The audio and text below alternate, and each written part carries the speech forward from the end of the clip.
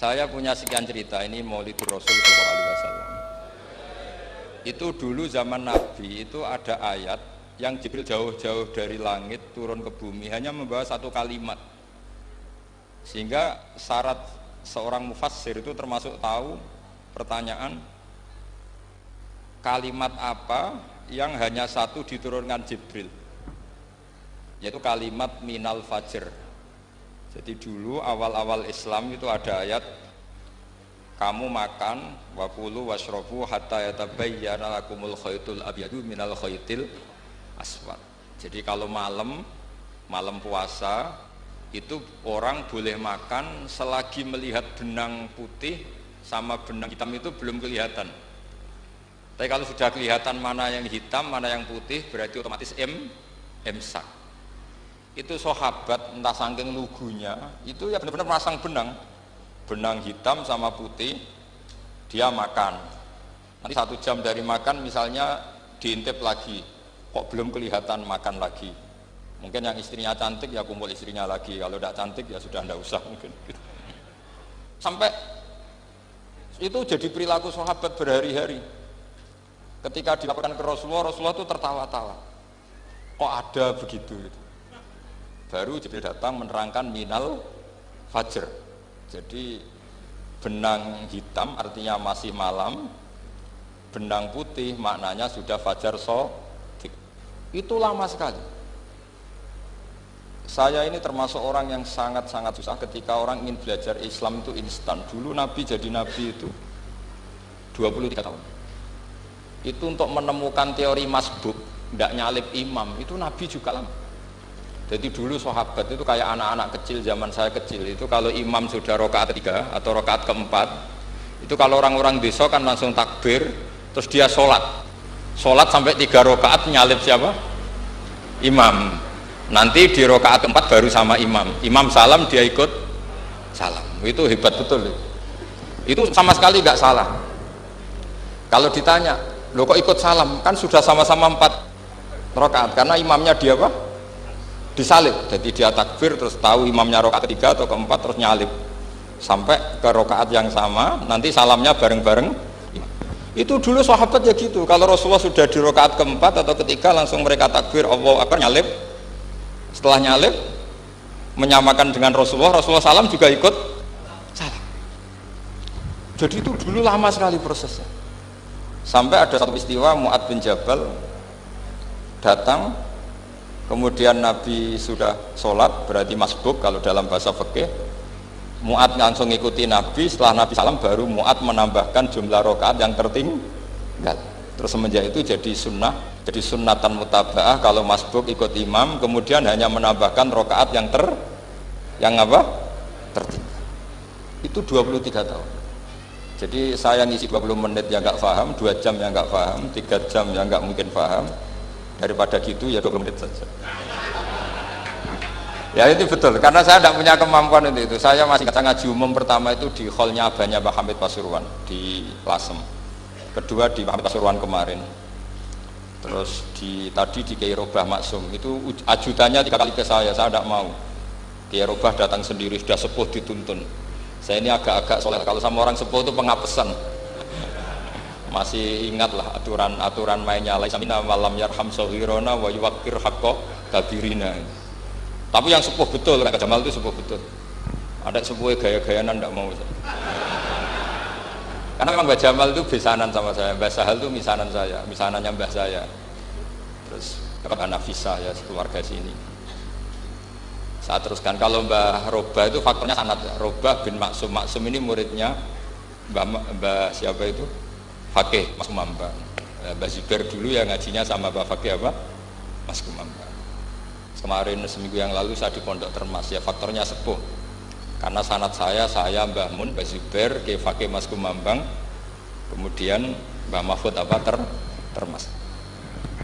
Saya terus mau cerita tentang sanad ilmu.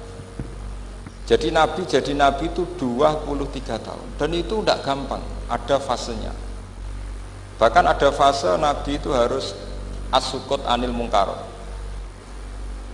As-sukut anil mungkarot itu diilmoni oleh pakar-pakar usul fikih. Apakah as-sukut anil mungkarot itu berarti mengekrori kemungkaran? Apa takhirul bayan?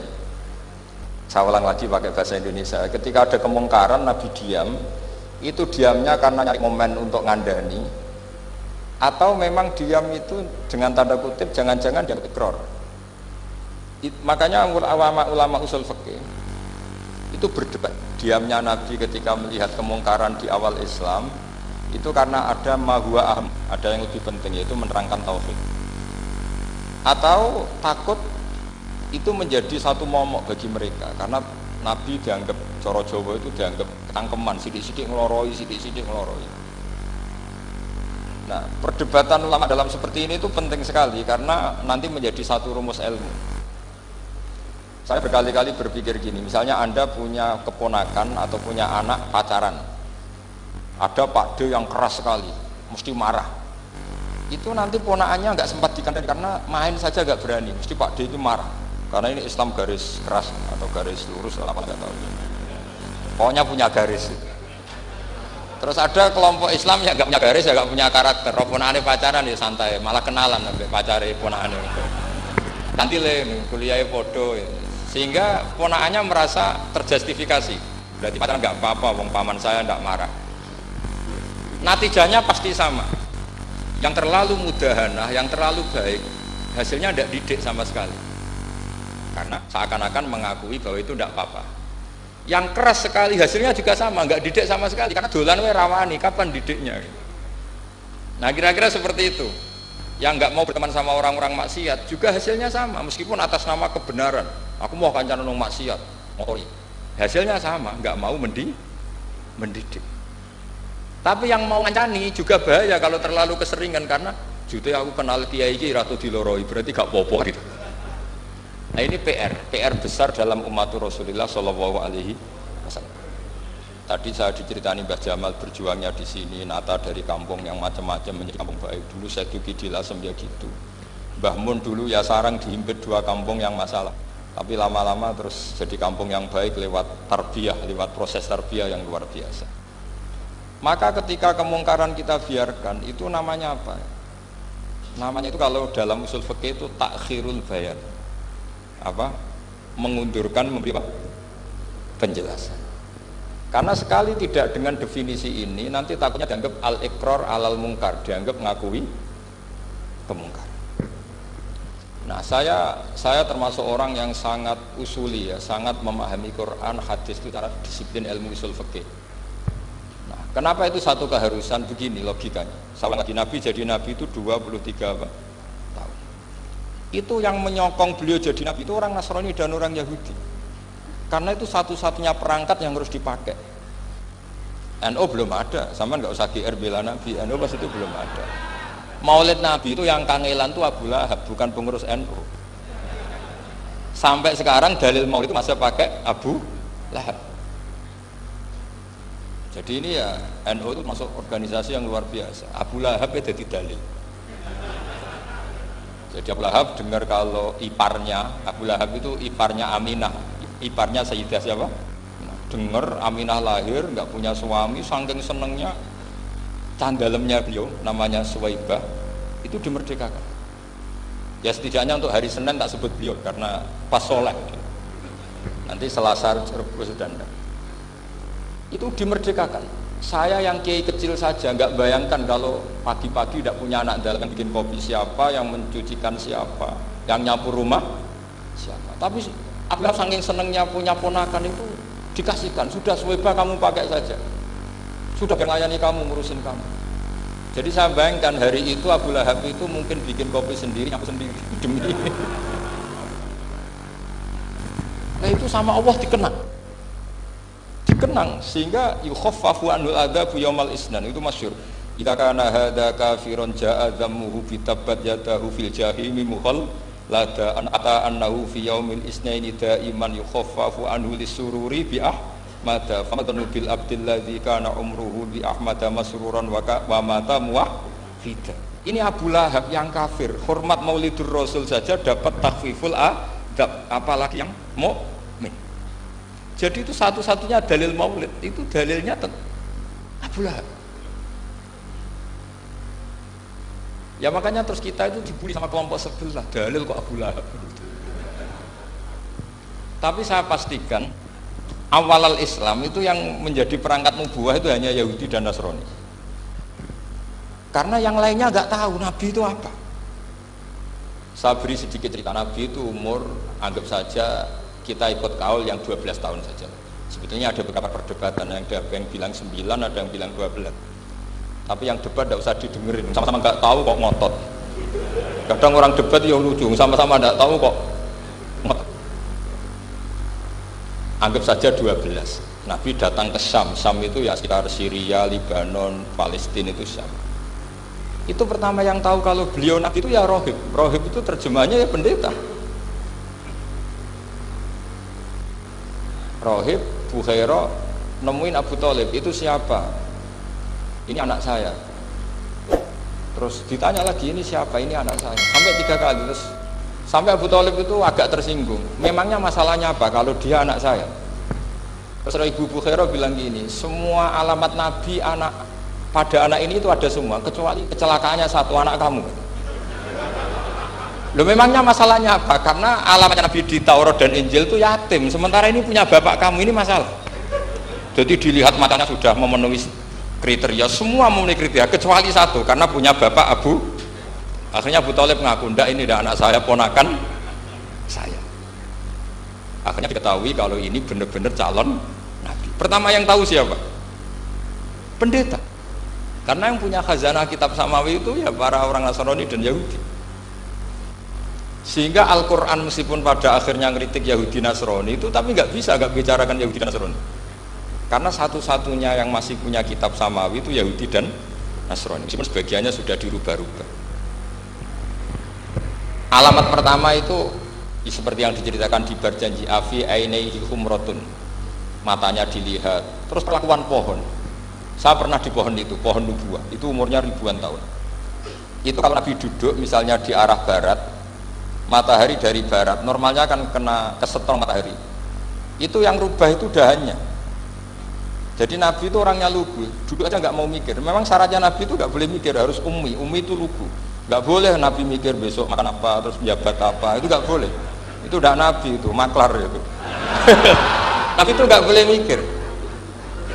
Makanya Quran nyifati Nabi itu makun tata drimal kitab walal iman. Kamu itu tidak tahu kitab itu apa, iman itu apa. Jika Nabi itu nggak bisa, jumpa pers nggak bisa. Nabi kok memaklumatkan wasata di malu, nggak bisa. Nabi itu justru bagus keliru pertama jadi Nabi. Nabi pertama ketemu Jibril itu dikira malaikat maut, dia lari ketakutan. Zammiluni Khadijah, saya ini takut, itu tadi ada malaikat maut, saya takut. Sama Khadijah dikemulin. Jadi Nabi itu nggak tahu kalau itu malaikat siapa? Jibril. Jibril nggak bisa dia kenalan nggak di seminar. Ini malaikat Jibril pernah kuliah di sini, nggak bisa seperti itu. Jibril itu ya aneh. Pertama ketemu Nabi, Iqra ya Muhammad, kamu harus baca ini. Kata Nabi, maaf Nabi Qur'an, saya tidak bisa baca. Harus bisa. Dipaksa sampai 3 kali. Nabi itu jawab, saya tidak bisa baca. Terus kata Nabi kenangnya, Tony, saya didekap, kamu harus bisa baca. Setelah baca dilepas, Nabi lari pulang terus bilang ke istrinya, Zammiluni. Ini secara nahwu agak aneh karena mukhatabahnya perempuan satu, harusnya Zammilini. Kalau untuk perempuan harusnya idribi, ya, unsuri itu. Tapi karena Khadijah dihitung ahl itu keluarga, maka Nabi pakai khitab mudzakkar jamak, Zammiluni. Jadi Nabi nggak tahu kalau pertama jadi Nabi, karena syaratnya Nabi harus ummi. Justru karena ummi itu orisinil, semua yang dikatakan Nabi pasti dari wahyu. Nah, sing tadi Nabi sampeyan mikir, saya besok ngomong apa ya supaya orang tertarik. Makanya kamu gak akan jadi Nabi. Selain sudah ditutup juga bahaya ini, karena tadi. Makanya saya ngaji itu ya sekenanya saya tidak pernah ngaji itu mikir. Karena ngaji itu menarik ndak itu terserah nasib. Kalau nasib sedang baik, kamu tidak paham, wah Gus Bae ilmunya tinggi sampai kita tidak paham itu kalau nasib sedang baik. Kalau nasib tidak baik, ngomong sudah enak apa, sebulet toh. Jadi sebetulnya ini masalah qalb, Allah yang muqallibal qulub. Kayak kamu kelihatan serius itu kalau nasib sedang baik, kamu mikir. Kalau nasib sedang nggak baik, wong kok merengut terus, mesti begitu. Kalau kamu nasib baik, sering guyon, mesti orang komentarnya alhamdulillah itu ceria, gampang syukur. Kalau nasib nggak baik, kiai kok guya-guyu, jelas kan gitu. Sehingga Nabi itu memang nggak boleh mikir.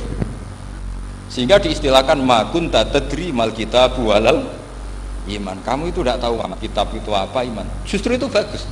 Nggak tahu itu bagus kalau untuk Nabi. Kalau untuk apa? Sehingga orisinil datang ke Khadijah, zammiluni zammuli. Jawabannya Khadijah lucu. Kamu betul ketemu orang seperti ini ke makhluk seperti ini? Ya, kata Nabi. Itu Khadijah itu kacaunya bukan main. Khadijah itu kacau. Khadijah itu Khadijatul Kubra, termasuk manaqib yang dicintai Mbah Mun. Ini Mbah Banyak Habib, ini Muhammad bin Anis. Khadijah bilang gini, ya gini saja mas, saat kalau teman kamu itu datang bilang ke saya, ya kata Nabi, nggak ngerti kalau ini dites.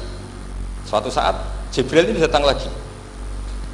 Nabi juga, ini loh temanku, kalau bilang Jibril itu ini temanku datang lagi.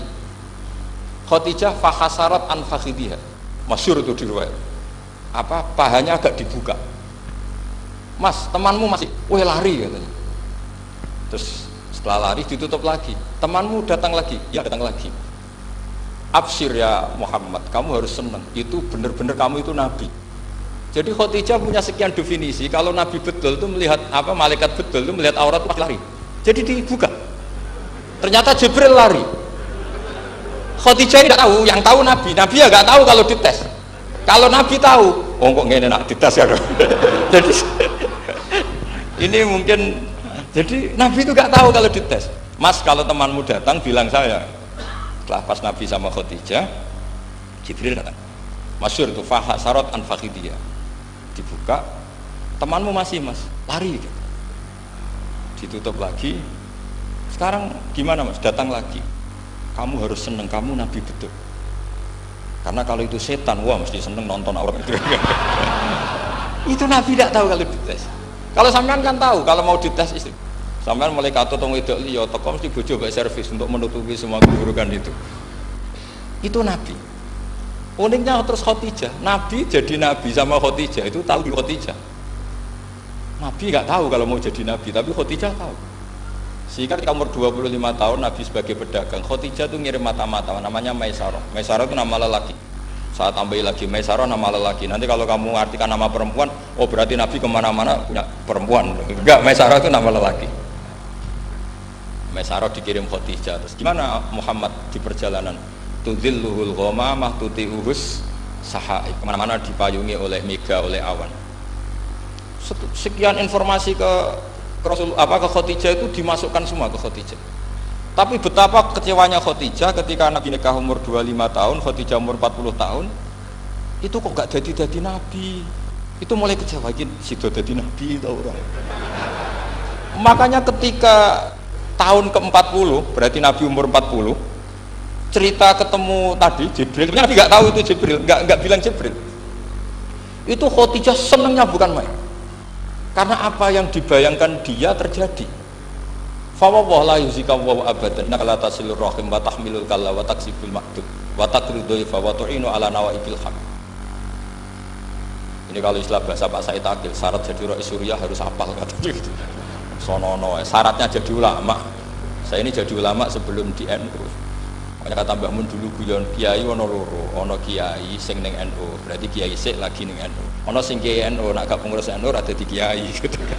Itu guyonannya Mbah Mun. Akhirnya Khadijah itu sempurnanya bukan main karena pernah ragu 15 tahun. Kan dari umur 25 sudah yakin kalau ini nabi, kemudian nggak tahu bukti berikutnya, makanya terus ini jadi nabi enggak. Setelah umur 40 benar-benar nabi, paginya diajak ke Waraqah bin Naufal, masih pernah paman sama Khadijah. Yami ini ibnu Akhika mau cerita. Terus Waraqah ini Nasrani. Di kitab Bukhari disebut wakana imro'an tanassara fil jahiliyah wa yaktubu Injil bil Ibraniyah masyaallah ayaktub. Jadi Waraqah itu penginjil, pendeta. Tapi nanti loh, kamu jangan salah paham. Terus kayak pendeta sekarang ada periode di mana Injil masih asli dan ada periode ini yang sudah muharraf. Itu kan ya itulah khasnya ulama sudah. Akhirnya Waraqah tanya, kamu ngomong saja ya Nabi, manggilnya seperti itu. Akhirnya Nabi cerita ketemu Jibril. Sebenarnya beliau nggak tahu itu Jibril cerita. Terus kata Waraqah, hadan namus alladzi ja'a bi Musa. Masih pakai bahasa namus, hadan namus alladzi ja'a bi Musa. Itu namus semacam malaikat yang mendatangi Musa. Terus uniknya Waraqah bilang gini, wa iyudribni yaumuka ansuruka nasron mu'azzaron. Andai kan saya menemukan hari ketika kamu jadi nabi, akan saya bela mati-matian. Kapan itu, paman? Khina yukhrijuka kaumu, ketika kamu diusir oleh kaum kamu. Nabi sebagai orang baik, makanya jadi orang baik itu ya boleh. Nabi sebagai orang baik itu tanya, awamu khrijiyahum. Kalau kayak gimana nih, awamu khrijiyah ana ta iku wong sing ngetono ingsun hum ta kaumi. Masa saya nanti diusir kaum saya? Saya ini termasuk keluarga terhormat, perilaku saya baik. Masa saya nanti diusir? Terus kata Waraqah, tidak ada seorang pun yang jadi nabi kecuali nanti ngalami diusir. Jadi yang tahu mau diusir itu ya Waraqah. Nabi malah tanya, masa saya nanti diusir? Karena tadi syaratnya Nabi harus ummi itu keibu-ibuan. Jadi nggak tahu. Tapi nggak tahu Nabi itu sifatu madkhin, sifat pujian, bukan sifat naqsin, sifat apa? Kekurangan. Akhirnya Nabi mulai sadar, wah ini jadi Nabi tenan kan gitu. Jadi makanya kita Fathul Bari, syarahnya Bukhari, termasuk komentarnya Said Muhammad di beberapa kitab beliau, di Mafahim, di beberapa kitab. Kamu jangan terlalu fikih. Kalau terlalu fikih kan nggak boleh mempercayai omongan orang kafir, orang ahli kitab. Karena awailun nubuwah itu yang komentar semua ahli kitab. Awailun nubuwah itu yang tahu bahwa Nabi Muhammad atau Nabi itu semuanya data dari ahli apa? Ahli kitab. Sudah akhirnya Nabi ketemu Jibril lagi, yang menurunkan ayat ya ayyuhal muddatsir kum fa'anzir rabbaka fakabbir wa thiyabaka fatahhir wa rujza fahjur wa la tamnun tastakbir wa li rabbika fasbir. Nabi mulai yakin ketemu Jibril. Setelah sering ketemu Jibril, Nabi ya dengan tanda kutip nggak tahu aturan mainnya lagi. Setiap ada pertanyaan bilang sudah tak jawab besok. Mentang-mentang besok Jibril datang. Ternyata Jibril tidak datang. Sampai 40 hari. Akhirnya dibully sama umatnya. Mat dari iso jawab ternyata tidak bisa. Piye Jibril kok. Akhirnya diwarai meneh. Ngene lho carane dadi nabi, wala taqulan ali syai'in inni fa'ilun dzalika hudan illa ayasa. Jadi Nabi sudah kamu besok datang ke saya tak jawab karena Nabi mentang-mentang besok mau konsultasi sama apa? Jibril. Ternyata Jibril tidak datang karena Nabi lupa tidak mengatakan insyaallah. Kalau Nabi itu tahu semua, pasti Nabi mengatakan insyaallah dulu. Tapi Nabi memang sebaiknya enggak tahu. Justru itu wa ma yantiqu anil hawa in huwa illa wahyun yuha. Itu beberapa peristiwa. Sehingga syaratnya jadi wali, karena wali itu warasatul anbiya. Ya kudu rada goblok sithik-sithik. Enggak boleh wali kok cerdas, analisis enggak boleh. Wali kok delok TV ngrungokno pakar-pakar analisis. Iku ora wali, jadi maklar. Enggak boleh. Jadi misalnya yang menang Pak Jokowi atau Pak Prabowo, enggak boleh pakai Pak Jokowi petahana, bos gini, enggak boleh. Wali kalau ditanya yang menang Pak Jokowi, Pak Prabowo, biadillah gitu aja. Itu urusan Allah. Itu alamatnya apa? Itu enggak penting, yang penting golek ridhane Allah. Enggak menarik figur-figur seperti itu wali. Sudah saya teruskan supaya clear ya masa Maulid Rasul sallallahu alaihi wasallam. Itu kita tidak punya data kecuali dari ahli kitab. Yahudi lebih ngeri lagi. Yahudi itu punya kriteria, syaratnya Nabi harus min dzurriyyati Ibrahim. Ya makanya kitab yang paling sering Bahmun itu berjanji. Syaratnya Nabi harus min dzurriyyati Ibrahim. Lalu Muhammad itu siapa? Kok tahu Nabi? Dia itu orang Arab itu jahiliyah, wongnya goblok-goblok. Waktunya terus jadi polemik ilmiah kan. Akhirnya Nabi memaklumatkan diri kalau beliau min dzurriyyati Ibrahim, dibuktikan Ibrahim pernah singgah di Mekah, yaitu fihi ayatum bayyinatum maqamu Ibrahim. Bahwa Ibrahim pernah hidup di Mekah ada buktinya, yaitu ada bekas kaki di dekat Ka'bah. Akhirnya Ibrahim meninggalkan Ismail. Ismail kecil kekurangan air, Hajar lari-lari nyari air 7 kali. Akhirnya jadi sa'i bena sofa wal. Ada sekian bukti kalau Ismail itu hidup di Mekah, menikah sama suku Jurhum. Akhirnya orang Yahudi mulai ngeber. Loh iya, Muhammad pantas jadi nabi, ternyata orang keturunan Ibrahim alaihis. Itu andekan orang Yahudi yang tidak komen, itu juga gak dilacak nasabnya Nabi. Gara-gara orang Yahudi komen, Nabi itu harus turunan Ibrahim, kamu asal usulnya gimana? Akhirnya Allah sendiri yang menjawab bahwa Nabi lahir dari Ibrahim. Padahal Ibrahim itu orang Palestina. Logikanya gimana? Ternyata Ibrahim pernah singgah di Mekah. Ada bekas kakinya, ada ritualnya yaitu lari bena sofa wal mar'ah, menceritakan wal marwah, menceritakan apa? Ibrahim ketika nyari apa? Siti Hajar ketika nyari apa? Itu disebut fihi ayatum bayyinatum maqamu Ibrahim. Maka berjanji itu kitab yang masalah madaih itu bagus secara tarikh. Jadi kitab madaih itu beda-beda. Ada yang kayak Habib Ali. Habib Ali itu lebih ke isek itu berontok. Jika saya suka baca Simtud Duror itu kalau pas isek, pas berontok. Berontok itu pas kangen Nabi, biasanya saya wudhu terus baca Simtud Duror itu pas isek. Tapi kalau saya ingin baca sejarah suka berjanji. Kalau Habib Ali jelas isek.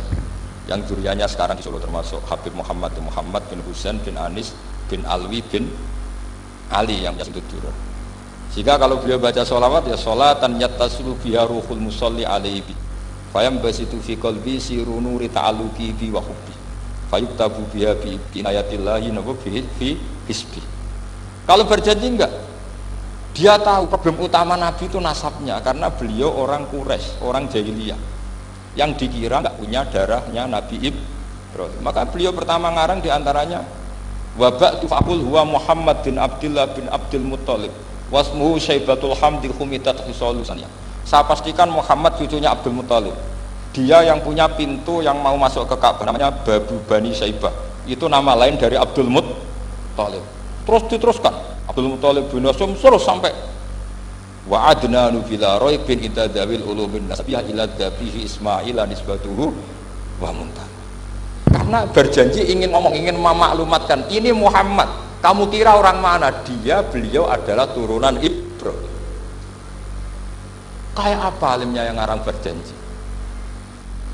Ya, saya berkali-kali ngomong di mana-mana. Lah berjanji itu nasibnya kurang baik.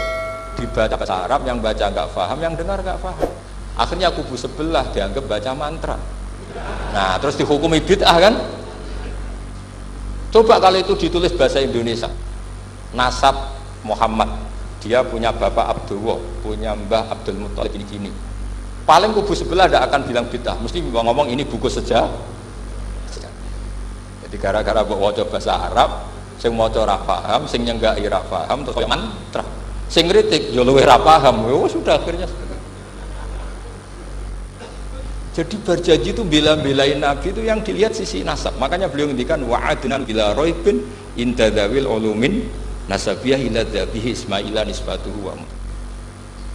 Itu juga orang Yahudi. Akhirnya orang Yahudi banyak yang iman. Ternyata Muhammad itu tidak orang lain. Sampai mereka bilang Muhammad minal asbar.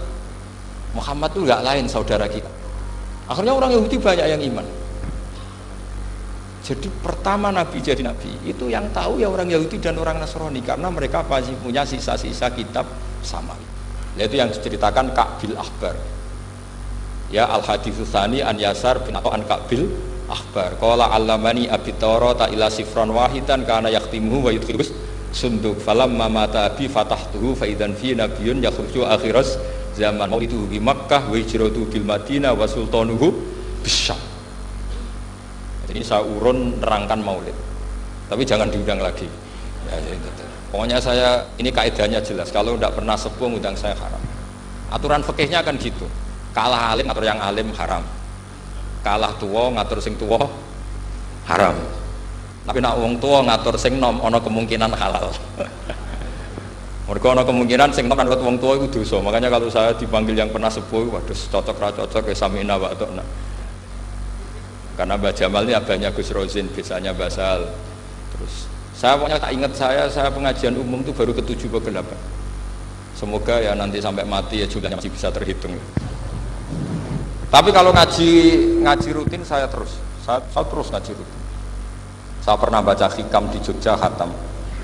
Kalau di pondok saya sudah nggak terhitung saya khatam berapa kitab, nggak terhitung karena saya sering ngaji rutin. Sehingga Diba itu kitab kesayangan Habib Ali. Habib Ali sebelum ngarang Simtud Duror itu beliau nginduk kitab apa? Diba, masyhur. Jadi saya ulang lagi ya, kalau Diba sama berjanji lebih ke tarikh, kalau Habib Ali ke Isyak, semuanya baik. Saya baca semua. Saya niru Habib Ahmad Al-Habsyi Pasuruan, pernah tak tanya, kenapa kalau maulid baca 3-3-nya? ben gak asobiak ben keduman kabeh. Saya itu setengah hafal semua, tiga-tiganya setengah hafal semua. Berjanji cerita al hadis susah tiba yang ini tiba al hadis susani an yasatin atau an kabil akbar. Kata kabil akbar, saya ngaji sama bapak itu Taurat itu khatam. Tapi saya itu iskal itu janggal. Kenapa ada satu lempiran yang nggak diajarkan? Disimpan fisunduk. Jadi orang Yahudi itu ada baiknya. Mestinya kalau mangkal kan dibakar supaya hilang jejak. Enggak. Karena Yahudi itu ada unsur nubuah. Karena babanya Yahuda bin Yakub bin Ishak bin Ibrahim. Tapi Yahudi yang orisinil ya. Saya berkali-kali ngaji bilang Israel itu kalimat madkhin, pujian. Sehingga Israel disebut wa anni faddaltukum alal alam, itu Israel yang bani karena ada gennya Nabi. Kalau Israel yang sekarang itu nation, sebuah negara. Mereka ada yang Zionis, ada yang turunan Eropa, Amerika, terus Islamfobia. Itu beda Israel yang negara dengan Israel yang bani. Kalau yang bani itu ada unsur gen para apa? Nabi, sehingga ya bani Israel. Tapi kalau Israel sekarang nama sebuah negara, sehingga ketika Allah bilang ya bani Israel itu khitabnya pada penduduk Medina. Kenapa? Karena penduduk Medina zaman itu banyak yang keturunan Nabi Ibrahim alaihis salam. Jadi Israel di Quran itu bukan nama sebuah negara, nama sebuah turunan, sehingga disebut ya bani Israel, he anak turune Israel. Kita tahu Israel nama lain daripada Nabi Yakub bin Ishak bin Ibrahim. Ya karena memang saya nekuni ilmu. Kalau tadi yang Banjari kan nekuni suara. Jadi suaranya bagus. Itu kalau nggak ditopang al-jamalul akli, logikanya juga bagus. Itu bahaya, nanti orang mau nyanyi tok.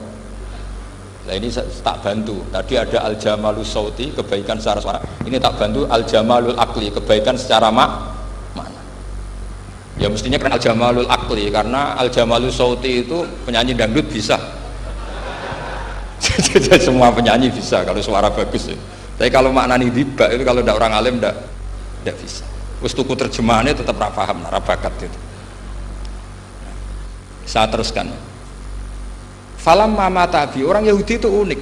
Wong dia benci kok naskah itu tetap disimpan. Terus kata Kabil Akbar, falam mama tabi fatahtu, ketika bapak saya meninggal, kotak ini tak buka. Faidan fihi nabiyun yakhruju akhir zaman. Di situ ada keterangan bahkan akan ada nabi yang keluar akhirat.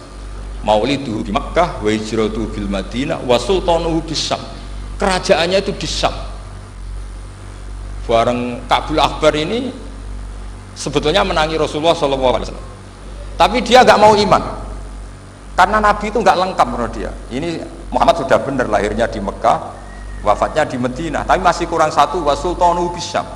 Zaman itu Syria, Libanon, Palestina masih di bawah pasukan salib, pasukan Nazaret.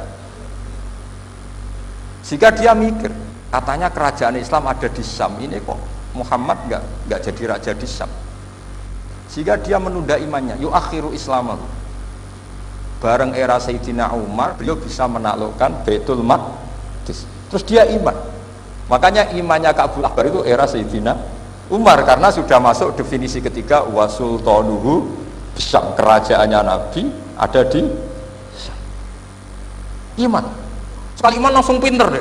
Wong sedurunge baca kitab Samawi banyak. Sehingga Sayyidina Umar kalau mau tanya kitab Samawi ya tanya Kabul Akbar. Karena beliau itu Nabi sudah benar maulidu di Makkah, wa hijratu bil Madinah, wa sultanuhu bisyam. Rasulullah ketika wafat atau intaqala ila rafiqil ala itu belum menangi Islam naklukkan mana Palestina. Tapi Nabi itu kasar. Nabi itu nak kasef itu ya lucu. Makanya kalau ada kiai lucu itu ya anggapnya niru Nabi. Nabi itu lucu. Ada sahabat itu gak pati ganteng, pendek gak pati ganteng, namanya Surakoh. Itu digojlok sama Nabi.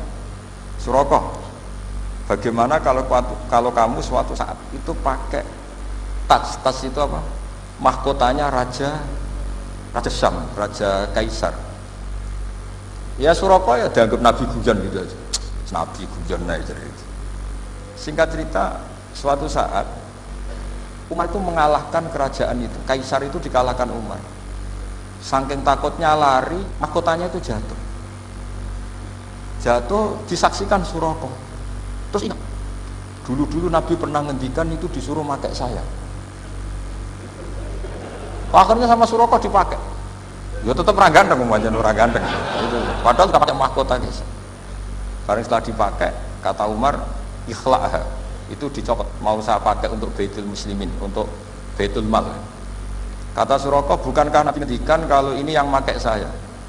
Jawabnya Umar, innama yaqulu Rasulullah lital bisa walam yaqul litamlikah. Kata Nabi hanya ngendikan kamu disuruh pakai tapi tidak disuruh memiliki. Kayak apa Rasulullah kasafnya? Itu kata orang-orang yang pernah ke Turki. Saya belum pernah ke Turki, tapi saya hafal hadis sahih ini. Itu ditulis di masjid Turki itu, la taftahunnal Konstantinia. Kamu akan bisa mengalahkan pasukan Konstantinopel. Itu dikalahkan setelah 1000 sekian tahun dari wafatnya Nabi. Kayak apa kasufnya Nabi? Karena Nabi wa ma yantiqu anil hawa in huwa illa wahyu. Coba kalau Nabi kayak pengamat, ngomong apa yang kira-kira terjadi? Wah itu kan mesti keliru semua karena berdasar akal. Tapi kalau Nabi berdasar apa?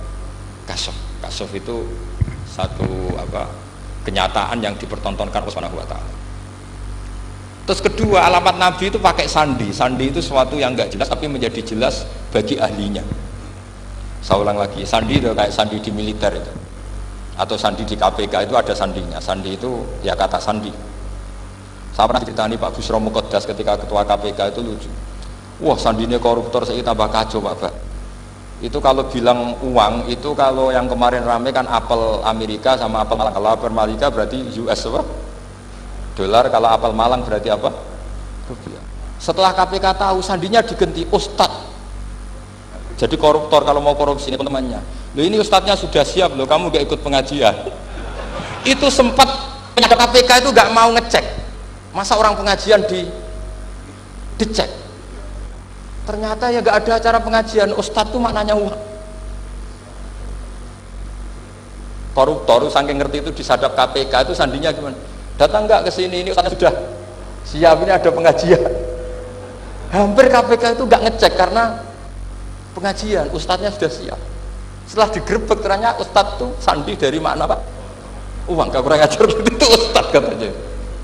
Jadi kalau di sini ditangkap KPK berapa Ustadz ini sudah? Ada Habibnya lagi, ada Habib Muhammad ini. Nah, Salman Al Farisi itu pemikir, dia orang Persia. Di mana-mana orang Persia itu pemikir.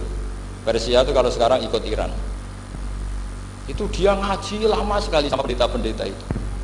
Kebetulan dia punya pendeta yang belum muharraf, belum muharrif atau belum muharraf. Kalau muharrif orangnya, kalau muharraf itu kitabnya atau bukunya. Setiap dia ngaji sama pendeta dikasih tahu, terus kecewa beberapa kali, hasil ketemu pendeta yang benar. Sudah, kamu tidak usah ngaji sama saya, kamu datang saja ke Yasrib, ke Madinah sana, Yasrib. Di situ Nabi akhir zaman sekarang sudah ada kata. Ini yang ngomong pendeta. Ya.